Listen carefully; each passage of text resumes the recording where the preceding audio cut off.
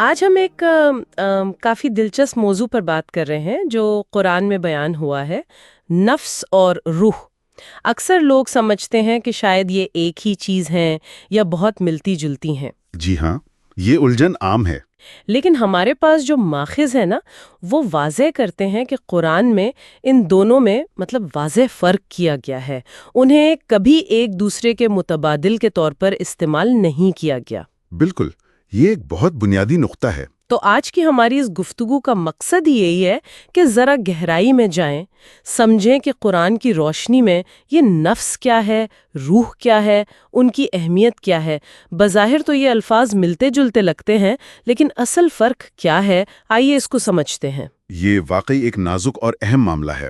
جو ماخذ ہم دیکھ رہے ہیں وہ بتاتا ہے کہ قرآن روح کو کیسے پیش کرتا ہے، یعنی اللہ کی طرف سے پھونکی گئی ایک زندگی بخشنے والی قوت، ایک الہی قوت۔ اچھا، یہ وہ بنیادی توانائی ہے جو زندگی کا سرچشمہ ہے۔ ٹھیک۔ اس کے مقابلے میں نفس جو ہے وہ زیادہ انفرادی چیز ہے۔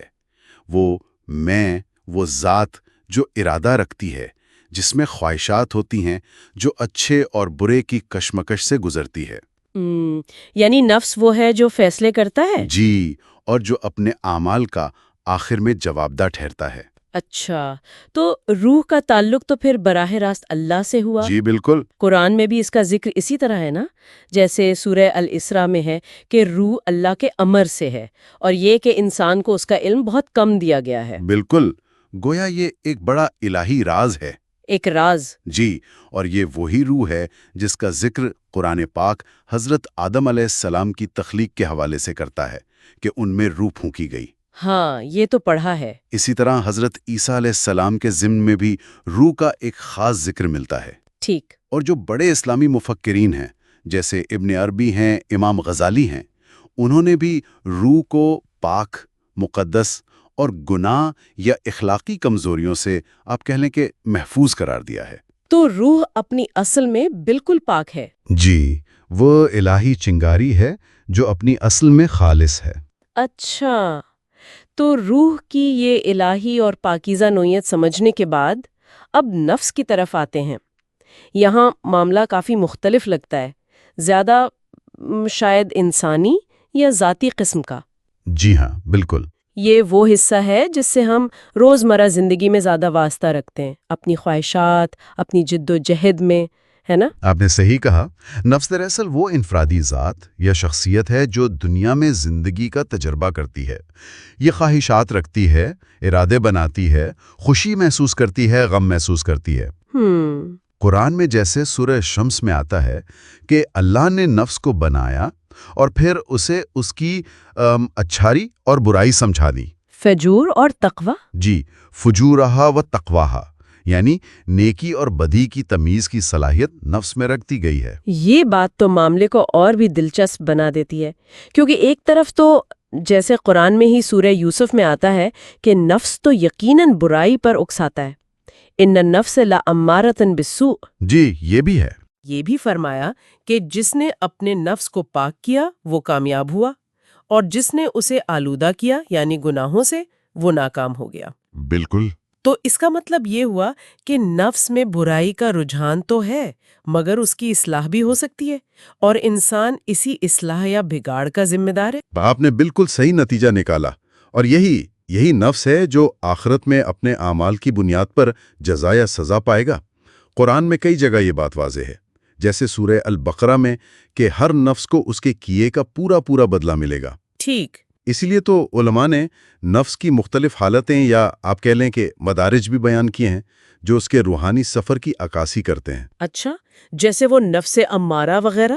جی ہاں، نفس امارہ جو برائی پر حکمن اکساتا ہے، پھر نفس لوامہ جو برائی پر ملامت کرتا ہے، اور پھر آخر میں نفس مطمئنہ جو مکمل سکون اور اطمینان پا لیتا ہے۔ تو یہ درجے نفس کی پاکیزگی کے سفر کو دکھاتے ہیں؟ جی بالکل، یہ اس کی تربیت اور پاکیزگی کا سفر ہے۔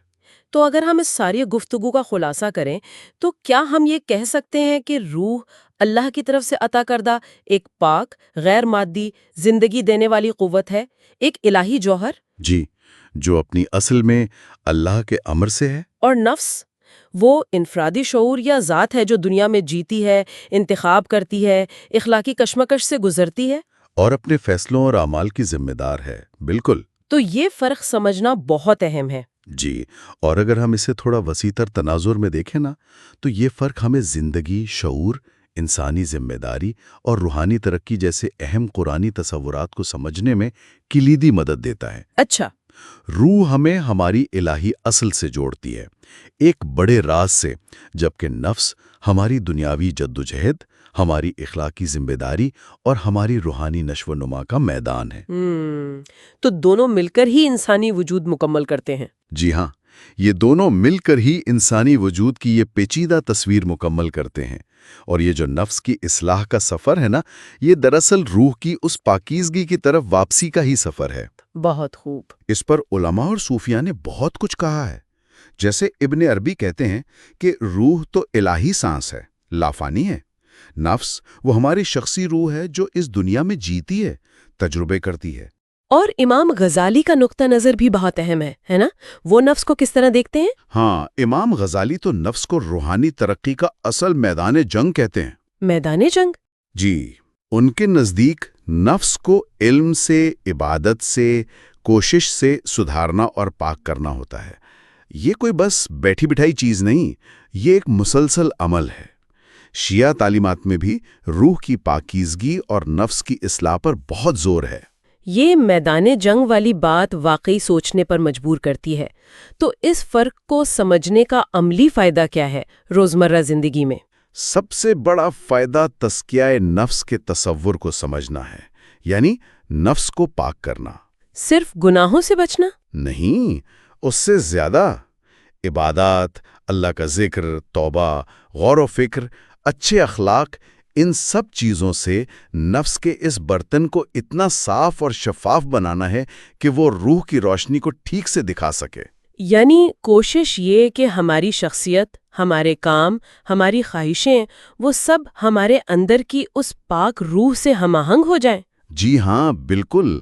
مقصد یہی ہے کہ نفس اتنا پاک ہو جائے کہ وہ اللہ کی رضا میں خوش ہو، مطمئن ہو جائے۔ اسی کو نفس مطمئنہ کہتے ہیں، پرسکون نفس۔ اچھا۔ جہاں نفس اور روح میں کوئی لڑائی نہ رہے، اندرونی سکون مل جائے۔ تو خلاصہ یہ ہوا کہ روح اللہ سے ہمارا وہ پاک دائمی تعلق ہے، اور نفس ہماری وہ انفرادی شخصیت ہے جسے اس زندگی کی آزمائشوں سے گزر کر پاکیزگی حاصل کرنی ہے۔ بالکل، اور جب ہم یہ فرق سمجھتے ہیں تو پھر ہمیں اپنی کوشش نفس کی اصلاح پر مرکوز کرنے کی ترغیب ملتی ہے، تاکہ ایمان اور اچھے اعمال سے وہ اندر کی روشنی، روح کی روشنی زیادہ سے زیادہ ظاہر ہو۔ جی بالکل، اور یہی چیز پھر دنیا اور آخرت دونوں میں کامیابی اور حقیقی سکون کی طرف لے جاتی ہے۔ یقیناً یہ ایک بہت گہری بات ہے۔ یہاں ایک سوال شاید سننے والوں کے لیے چھوڑنا مناسب ہو۔ جی ضرور۔ کہ ہم اپنی روزمرہ کی زندگی میں، اپنے فیصلوں میں، نفس کی جو خواہشات ہیں اور روح کی جو الہامی رہنمائی ہے، ان کے درمیان وہ توازن کیسے قائم رکھیں تاکہ روحانی طور پر آگے بڑھتے رہیں۔